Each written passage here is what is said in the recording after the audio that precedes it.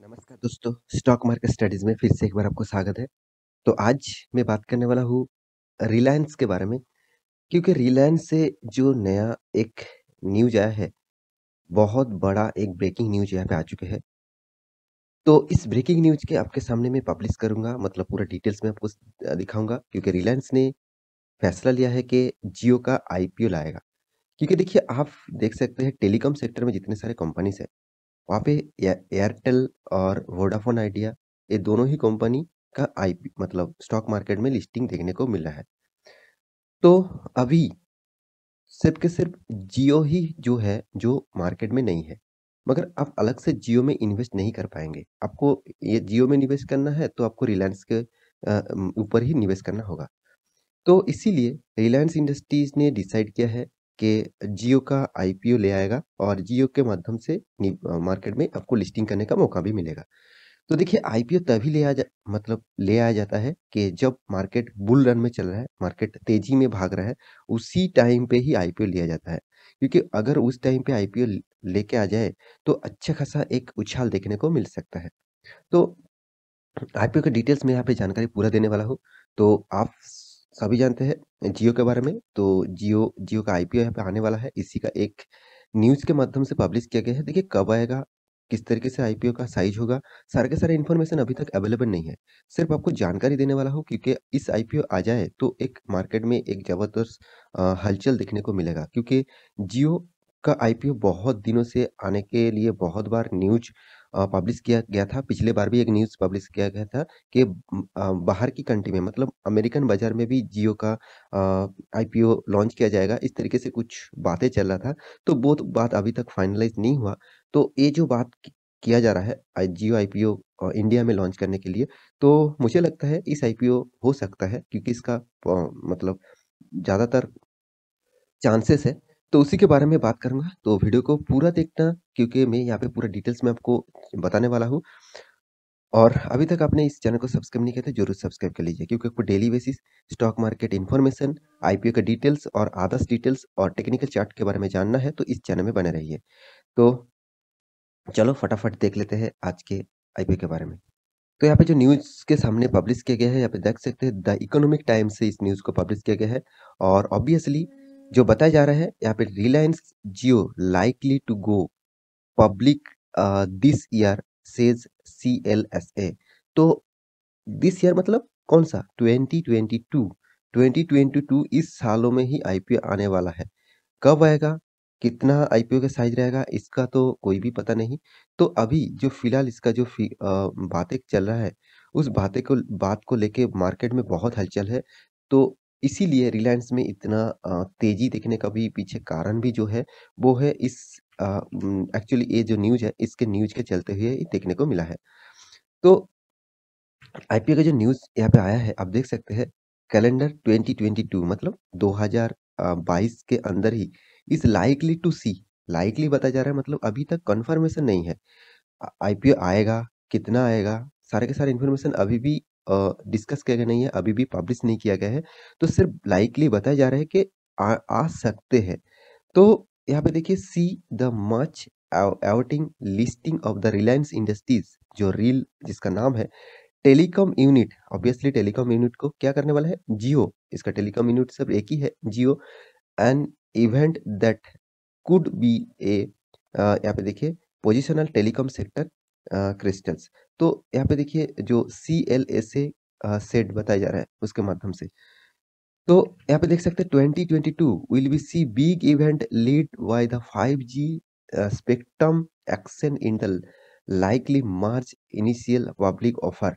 तो यहाँ पे जो बात बताया जा रहा है, ऑब्वियसली 5G लॉन्च हो चुके हैं और 5G के लिए जबरदस्त काम कर रहे हैं रिलायंस, और ये एयरटेल भी काम कर रहे हैं। मगर यहाँ पे उसके साथ रिलायंस ने नहीं और भी प्लान करके रखा है, जो इस आईपीओ को पब्लिक करने वाला है, पब्लिक ऑफर मतलब आईपीओ के माध्यम से मार्केट में लॉन्च करने वाला है। देखिए, आप देखेंगे तो एयरटेल अभी मार्केट में मोनोपोली बिज़नेस कर रहा है। देखिए, मोनोपोली नहीं कहूँगा, क्योंकि जियो के पास तो कस्टमर भी बहुत है, एयरटेल के भी पास बहुत है। वोडाफ़ोन के पास उतना कस्टमर अभी भी फ़िलहाल नहीं है, देखने को जो मिल रहा है। क्योंकि वोडाफ़ोन टोटली जिस कगार पे खड़ा हुआ है। देखा जाए वोडाफ़ोन डूबने के लिए तैयार हो चुके हैं। ऑब्वियसली देखा जाए तो ज़्यादा परसेंटेज डूब ही चुका है। तो अभी कस्टमर जो है वो एयरटेल को चूज़ कर रहे हैं और वो जियो को चूज़ कर रहे हैं। तो एयरटेल तो मार्केट में है, तो भारतीय एयरटेल जो मार्केट में है, मार्केट में लिस्टिंग है, तो ज़्यादातर पैसा कहाँ पे लग रहा है? भारतीय एयरटेल में लग रहा है। मगर जियो में अगर मार्केट में लिस्टिंग हो जाता है, तो जियो में एक अच्छा खासा इन्वेस्टमेंट भी आपको देखने को मिलेगा।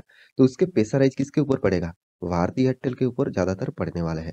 तो यहाँ पे देख सकते हैं रिलायंस की जो बात यहाँ पे बताया जा रहा है, तो डिटेल्स टोटल यहाँ पे देख सकते हैं। Following the 33% pre IPO stake sales of 13 investor including, तो 10% फेसबुक के पास है, 8% गूगल के पास है, तो उसके बाद 33% यहाँ पे देखा जाए रिलायंस के भी पास है।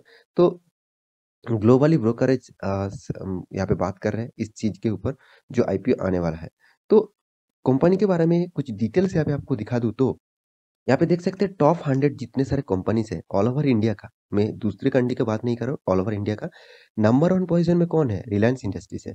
उसके बाद कौन है? टीसीएस है। उसके बाद एचडीएफसी बैंक है, Infosys, Hindustan Unilever, ICICI bank, HDFC, Bajaj finance, SBI, तो भारती एयरटेल। देखिए यहाँ पे एयरटेल की भी नाम आ चुके हैं टॉप 10 के रैंकिंग में। टॉप 10 के रैंकिंग में आप देखेंगे तो भारती एयरटेल के भी नाम आ चुके हैं। तो नंबर 1 जो पोज़ीशन है वो रिलायंस है। क्योंकि रिलायंस का मार्केट कैपिटलाइज़ेशन के हिसाब से यहाँ पे जो नंबर 1, नंबर 2 बन रहे हैं, टोटली देखा जाए मार्केट कैपिटलाइज़ेशन के हिसाब से। तो ऑब्वियसली मार्केट कैपिटलाइज़ेशन जिसके पास जितना है, उसका ही यहाँ पे कॉन्फ़िगरेशन देखा जाए तो मार्केट कैपिटलाइज़ेशन के हिसाब से नंबर 1 रिलायंस है, उसके बाद टीसीएस है, उसके बाद एचडीएफसी है, उसके बाद इन्फोसिस है। तो इस तरीके से कुछ डिटेल्स यहाँ पे आपको देखने को मिला। तो रिलायंस का जो मार्केट कैपिटलाइज़ेशन टोटल है, इसका कारण सिर्फ़ एक ही है, क्योंकि रिलायंस के जितने सारे सेक्टर हैं, एक साथ जुड़े हुए हैं। तो जब जियो को यहाँ से निकाल दिया जाएगा, तो इसका मार्केट कैपिटलाइज़ेशन यहाँ पे कम हो जाएगा। क्योंकि ये जो मार्केट कैपिटलाइज़ेशन टोटल यहाँ पे देखने को मिल रहा है, वो एक साथ जुड़े हुए हैं। तो यहाँ पे टोटल जो परसेंटेज रिलायंस के पास है, उसमें कुछ स्टेक बेचा जाएगा ऑफर फॉर सेल के लिए, तो उसी का परफॉर्मेंस आपको देखने को मिलेगा। तो और एक चीज़ और एक डेटा आपको यहाँ पे दिखा देता हूँ। हाँ, आप देख सकते हैं यहाँ पे देखिए रिलायंस इंडस्ट्री जो है, वो उसके पास कितना है? जो प्रोमोटर है इसका, उसके पास 67% स्टेक उसके पास है। उसके बाद देखिए यहाँ पे ये जो है फेसबुक के पास भी है, गूगल के पास भी है, 9.99%, 7.73%, केकेआर के पास भी है। केकेआर आप सभी जानते हैं, तो कोलकाता नाइट राइडर इसके पास भी स्टेक है 2.32%।